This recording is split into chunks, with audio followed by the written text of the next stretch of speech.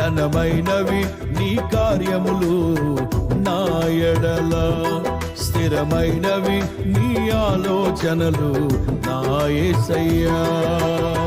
కృపలను పొందుచు కృతజ్ఞత కలిగి స్తుతులర్పించెదను అన్ని వేళలా.